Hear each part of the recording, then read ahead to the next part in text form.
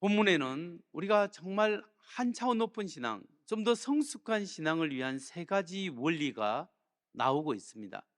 그다음에 첫째, 우리가 어떻게 한 차원 더 높은 신앙의 삶을 살 수 있을까요? 그 대답은 첫 번째, 우리가 하나님과 인격적인 교제를 나누고 인격적인 관계를 지속적으로 개발해 나갈 때 우리는 한 차원 높은 신앙의 삶을 살 수 있습니다. 여러분, 기독교 신앙은 율법적인 관계가 우선이 아니라 하나님과의 깊은 인격적인 관계가 우선이어야 합니다. 우리가 하나님과 인격적인 관계를 맺고 살아갈 때 우리는 차원 높은 신앙생활을 할 수가 있습니다. 오늘 본문에 나오는 욥의 친구 소발이 있는데, 이 소발은 하나님과의 인격적인 관계를 잘 모르고 율법적인 관계만 알고 있었습니다. 소발은 욥기서 20장에서 욥을 비난하면서 율법적 원칙들을 기계적으로 적용하여 욥을 정죄합니다.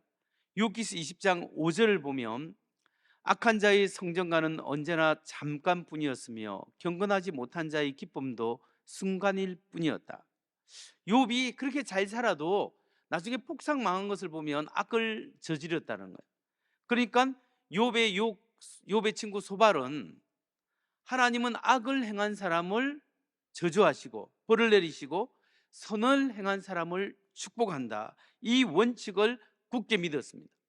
여러분, 하나님이 순종하는 사람을 축복하고 불순종하는 사람은 저주한다, 이건 성경의 하나의 대원칙이에요.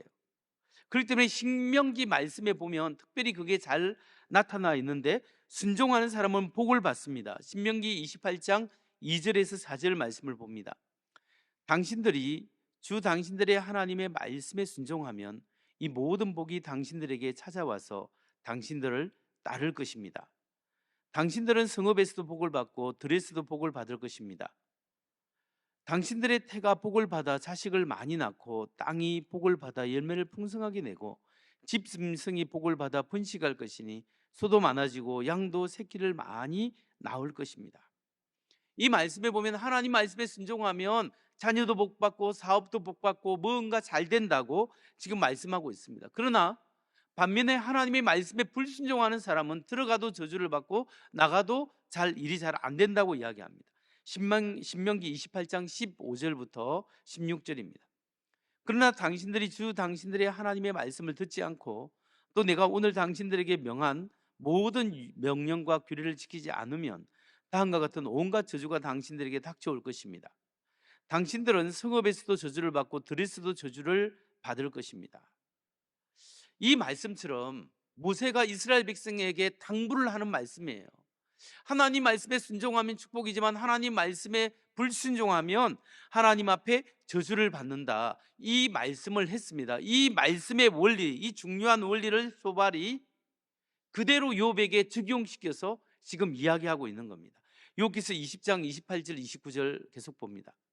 하나님이 진노하시는 날에 그의 집의 모든 재산이 홍수에 쓸려가듯 다 쓸려갈 것이다. 이것이 악한 사람이 하나님께 받을 몫이며 하나님이 그것을 그의 것으로 정해주신 유산이 될 것이다. 소발은 지금 욥이 하나님의 말 잘 살다가 망한 것은 하나님의 말씀에 분명히 불순종했기 때문에 이렇게 될 것이다 라고 지금 이야기하고, 하나님의 진노의 날에 완전히 망하게 된다, 이 말을 하고 있습니다. 여러분, 사실 이 중요한 원칙, 이 원칙 소발이 이것을 누구에게 적용해야 되는 줄 아십니까? 자기 자신에게 적용해야 되는 거예요. 자기에게는 정말 하나님의 말씀대로 순종하고 그리고 하나님 말씀을 따라야 된다는 그걸 엄격하게 자기에게 적용하고, 지금 욥에게는 그건 적용할 수 없는 이유가 뭐냐면 욥은 원래부터 하나님의 말씀에 순종한 사람이에요. 하나님의 말씀에 순종한 그처럼 의인이 없습니다. 모범적으로 순종한 사람이었습니다. 여러분, 이 신명기 말씀, 하나님 말씀에 순종하면 축복하고 불순종하면 저주한다는 그 신명기 말씀의 문자 그대로 이 율법의 말씀을 만일에 우리가 이 말씀을 우리 한 사람 한 사람에게 문자 그대로 적용시키면 어떻게 될까요? 우리 예배드리는 사람 중에 단 한 사람도 아마 살아남을 사람이 없을 겁니다. 하나님의 율법의 기준에 보면 우리 한 사람도 사실은 제대로 하나님의 말씀을 문자 그대로 지키는 사람이 없을 거예요. 하나님의 저주를 피할 길이 없습니다. 그럼에도 불구하고 우리가 이 말씀의 잣대를 자기에게 적용해서 자기의 삶을 다듬어야 되는데, 다른 사람에게 적용해서 다른 사람을 비난하는데 사용될 때가 많습니다. 신명기 28장에 나오는 말씀, 순종하면 축복하고 불순종하면 저주한다 라는 말씀이 사실은 대원칙이요, 성경에서 하나님이 다스리는 하나의 큰 줄기요 뼈대입니다. 우리가 성경을 통하여 또 알아야 될 또 하나의 대뼈대 주제는 뭐냐 하면, 율법적 원칙만이 아니라 하나님의 사랑과 긍휼과 자비하심이 하나님이 세상을 다스리는 하나의 큰 도구라는 사실을, 원칙이라는 사실을 우리가 깊이 알아야 합니다. 여러분, 성경을 통해서 우리가 알 수 있는 것은 하나님의 말씀, 율법이 우리의 인생의 삶의 뼈대라는 사실을 우리가 알아야 됩니다. 그 뼈대뿐만 아니라 하나님의 긍휼과 자비하심이 정말 중요한 다스림의 원리예요. 시편 103편 8절에서 10절 말씀을 봅니다. 주님은 자비롭고 은혜로우시며 노하기를 더디하시며 사랑이 그지 없으시다. 두고두고 꾸짖지 않으시며 너를 끝없이 품지 않으신다. 우리 죄를 지은 그대로 갚지 않으시고 우리의 잘못을 저지른 그대로 갚지 않으신다. 하나님은 내가 너무 부족함에도 불구하고 봐주고 용서하고 불쌍히 여기고 긍휼히 여겨주시는 분입니다. 그러니까 여러분, 하나님이 우리의 삶 속에서 정말 우리를 볼 때 하나님의 말씀, 이 말씀대로 살아라 해서 이 하나님의 말씀을, 율법을 주셨어요. 근데 하나님이 그대로만 하면 우리가 하나도 온전히 지키지 못하기 때문에 하나님이 용서하시고 사랑하고 긍휼을 베푸시는 것이 하나님의 다스림의 원리입니다. 근데 그렇기 때문에 이 하나님의 말씀을 내 자신에게 적용해서 내가 하나님 앞에 온전히 경성하면서 살아갈 수 있는 것을 해야 되고, 다른 사람에게는 하나님의 은혜와 자비의 잣대로 대해야 된다는 거죠. 그런데 이 소발은 그것을 거꾸로 했습니다. 자기에게는 느슨한 은혜의 잣대, 욥에게는 정확한 율법의 잣대로 적용시켜서 지금 이야기하고 있습니다. 욥의 신앙이, 이 소발의 신앙이 어떤 신앙이냐 하면 1차원적인 율법적인 신앙에 머물러 있다라는 것입니다. 그런데 여러분, 기독교 신앙은 하나님의 말씀을 지키느냐 안 지키느냐도 중요합니다. 그런데 그보다 한 차원 높은 중요한 것이 있습니다. 그게 뭐냐면 나의 인격이 하나님의 인격과 깊이 교제하고 있느냐 있지 않느냐가 중요하다는 거예요. 여러분, 우리는 하나님의 율법 속에 있긴 있지만 하나님과의 관계성 속에서 살아가는 사람이에요. 여러분, 이걸 깊이 잘 이해해야 되는데, 우리가 예수 믿기 전에 내 마음대로 살았던 사람입니다. 내 마음대로 살았는데 하나님 예수 그리스도가 내 마음대로 살아가면 내가 하나님과 분리돼서 영원히 죽을 수밖에 없는 사람이에요. 이 죄인들은 하나님 앞에 다 죽어야 합니다. 그런데 예수 그리스도께서 우리 죄를 위하여 십자가에 죽으심으로 예수의 십자가의 보혈을 우리가 믿고, 하나님이 내 마음대로 살아가는 죄를 회개하고 예수의 십자가의 은혜를 받아들입니다 할 때 예수의 십자가의 피가 우리의 마음속에 뿌려지는 거죠. 우리가 그 피로 말미암아 죄의 용서함을 받습니다. 죄의 용서함을 받게 되면 내 마음대로 살아갔던 내가 하나님 중심으로 살아갑니다. 하나님 중심으로 예수 그리스도를 나의 주 나의 하나님으로 고백하면 어떤 현상이 생기냐면 성령 하나님이 내 마음속에 들어오는 거예요. 성령 하나님이 내 마음속에 주인으로 들어오시면 나와 성령과의 교제가 일어나는 거예요. 나는 그분의 자녀가 되고 그분은 나의 아버지가 되어서 나와 함께 거하는, 매일매일 하나님 아버지, 나의 아들아 내 딸아, 하나님과의 소통이 일어나고 친밀한 교제 속에 살아갈 때 이것이 바로 구원이요 영생이라는 사실입니다. 여러분, 이런 하나님과 인격적인 교제 없이는 우리 아무리 하나님의 말씀을 지키고 율법을 지키고 예배를 드리고 어떤 일을 해도 전혀 소용이 없다라는 거예요. 욥은요 지금 기가 막힌 어려움에 있는 거예요. 그렇게 하나님께 기도하고 예배하고 하나님을 찬양하고 경외하고 잘 믿었는데, 그래서 하나님이 축복으로 사업도 잘 되고 자녀들도 잘 됐는데 하루아침에 자녀들이 다 죽었어요. 지금 어찌 된 것입니까? 하나님 앞에 문제를 가져가는 거예요. 그리고 하나님께 따지고 하나님께 호소하고 하나님 앞에서 고민하고 하나님 앞에서 씨름하는 거예요. 이게 뭐예요? 하나님을 인격적인 존재로 여기고 그 하나님 앞에서 하나님과 인격적인 관계의 끈을 잡고 그 속에서 실험하고 있다는 거예요. 이게 어떤 율법을 지키고 안 지키고 어떤 것을 깨달았고 안 깨달았고 이게 아니라 지금 하나님과의 살아있는 끈을 놓지 않고 있는 이것이 욥의 신앙이에요. 여러분, 이것은 소발과 다른, 전적으로 다른 한 차원 높은 신앙이라는 거예요. 여러분, 우리가 왜 예배를 드리고 성경 공부를 하고 기도 생활을 하고 찬양대 봉사를 하고 교회학교 봉사를 하고 교회 식당 봉사를 하고 왜 이런 걸 합니까? 하나님이 나를 구원하시고 나의 아버지 되시고 내가 영원한 소망을 가지고 오늘 하나님이 내 안에 생생히 살아계시기 때문에 그 은혜 때문에 내가 이렇게 찬양하고 봉사하고 하나님의 일을 하고 헌신하고 헌금하고 주의 일을 감당하는 거예요. 우리가 어떤 율법적인 조항 이것 때문에 하나님 앞에 나아갈 수 없는 거예요.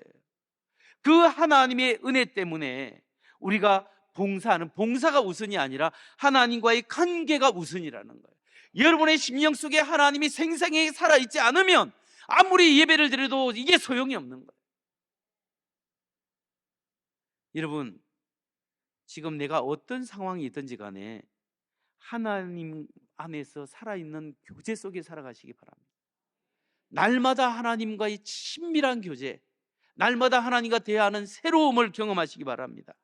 그럴 때 하나님께서 때로는 내가 말씀대로 살지 못해서 때로는 실패하고 넘어질 때, 그래서 사랑하는 내 아들아, 내 딸아, 내가 너를 안다. 또 일어서라. 내 손을 붙잡고 일어서거라. 그러면서 하나님의 용서와 은혜와 은총에 생생하게 하나님이 인도하시는 은혜를 경험하고 살아가는 것이 한 차원 높은 신앙인 줄 믿으시기 바랍니다. 이렇게 하나님과 깊은 교제 속에서 신앙생활하는 우리 모두가 되기를 주의 이름으로 축원합니다. 두 번째로, 우리가 어떻게 한 차원 높은 신앙의 삶을 살 수 있겠습니까? 그것은 사랑 안에서 진리를 말하는 삶을 살아야 합니다. 우리가 사랑 안에서 진리를 말하는 것을 연습해야 합니다. 여러분, 진리를 말하되 사랑의 말로 해야 한다는 거예요. 욥기서 20장에서 소발은 진리를 강력하게 선포합니다. 소발의 그 시대의 세계관으로 악한 사람은 하나님이 저주하고 순종하는 사람은 축복한다, 이 말을 강조하는 거예요. 욥기서 20장 5절에서 8절을 봅니다. 악한 자의 성전가는 언제나 잠깐뿐이었으며 경건하지 못한 자의 기쁨도 순간일 뿐이었다.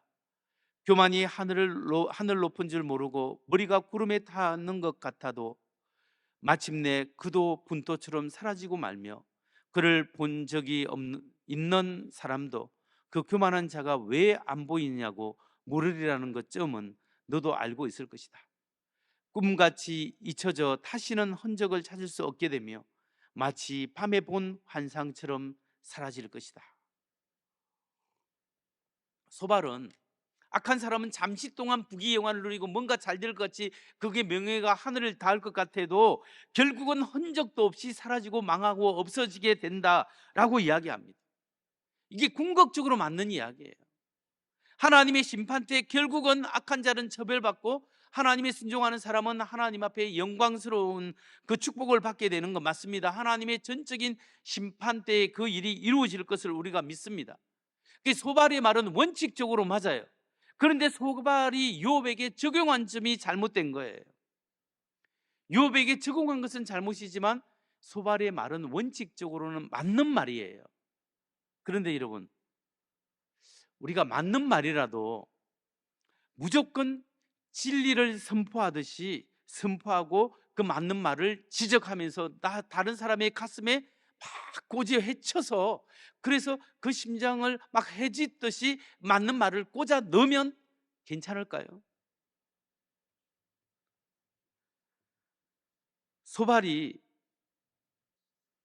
그렇게 했습니다. 이 소발의 진리 선포에서 무엇이 잘못되었을까요?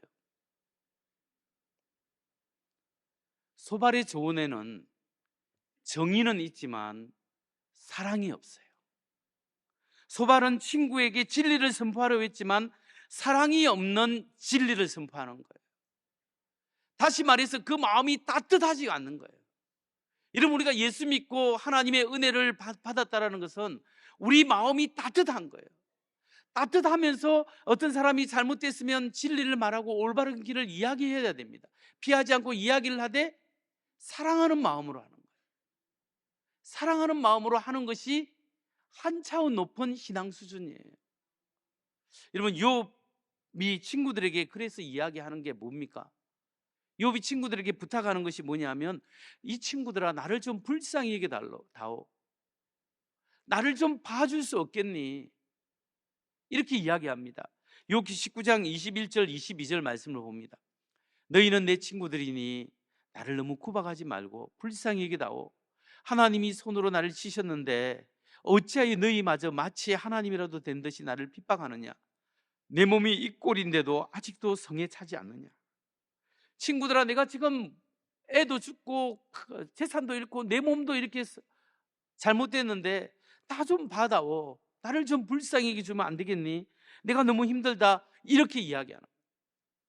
여러분, 오늘날 신앙생활하면서 또 가정생활이나 사회 직장생활하면서 우리 크리스찬들에게 꼭 필요한 신앙 덕목이 무엇이겠습니까?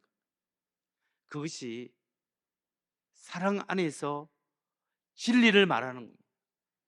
옳은 것을 옳다고 거짓을 거짓이라고 이야기해야 합니다. 그러나 다른 사람의 마음 진리를 이야기하면서 다른 사람 마음을 헤집어서 아프게 하면서 말하는 것이 아니라 사랑하는 마음으로, 좀 따뜻한 마음으로 우리가 다른 사람에게 조언하고 이야기하는 거예요. 여러분, 정말 하나님의 은혜를 받은 사람은 마음이 따뜻해져야 합니다. 여러분, 이걸 가지고 우리가 기도하고 실험해야 합니다. 하나님이 내 마음이 냉정하고 냉철하고 메마르고 살벌하지 않도록 주님의 은혜로 내 마음이 따뜻해질 수 있도록 도우시고, 따뜻하게 내 주위의 사람, 내 가족을 대하고 내 주위 사람들을 대할 수 있도록 하나님 도와주세요. 이렇게 기도해야 합니다. 이런 따뜻한 마음으로 살아가는 것이 그리스도를 닮아가는 모습이에요. 에베소 4장 15절을 봅니다. 우리는 사랑으로 진리를 말하고 살면서 모든 면에서 자라나서 머리가 되시는 그리스도에게까지 다다라야 합니다. 진리를 말하지 않는 것이 아닙니다. 옳고 그름을 말하는 것이 않는 것이 아닙니다. 말하더라도 따뜻하게 정말 사랑하는 마음으로 그렇게 말할 때 그 속에 하나님의 역사가 일어나고 변화가 일어나고 가정이 세워지고 내가 새로워지고 나를 만나는 사람이 새로워지는 성숙한 신앙인이 되시기를 주의 이름으로 축원합니다. 이제 세 번째, 우리가 어떻게 한 차원 높은 신앙의 삶을 살 수 있겠습니까? 세 번째 원리는 근시안적인 시각을 버리고 영원한 것을 바라보는 관점에서 살아가야 한다. 영원한 것, 영원한 사명을 바라보며 살아갈 때 우리는 이 땅의 괴로움과 아픔을 잊어버리고 영원히 중요한 것을 위하여 헌신할 때 여기에 한 차원 높은 하나님의 은혜를 경험할 수 있고 그런 삶을 살 수 있습니다. 욥과 욥의 친구들은 특히 이 땅만 바라보는 이 세상의 문제에 집중하며 살았습니다. 하나님의 온전한 뜻을 발견하지 그래서 하나님의 온전한 뜻을 발견하지 못했습니다. 욥기서 20장 5절에서 말하고 있는 소발의 주장을 한번 들어보십시오. 악한 자의 성전가는 언제나 잠깐뿐이었으며 경건하지 못한 자의 기쁨도 순간일 뿐이었다. 소발은 이 세상에서 아무리 악한 사람이 잘 돼도 결국 죽기 전에는 이 사람이 잘못될 것이다. 죽기 전에는 폭삭 망할 것이다. 누구에게 말하는 줄 아세요? 욥에게 이야기하는 거예요.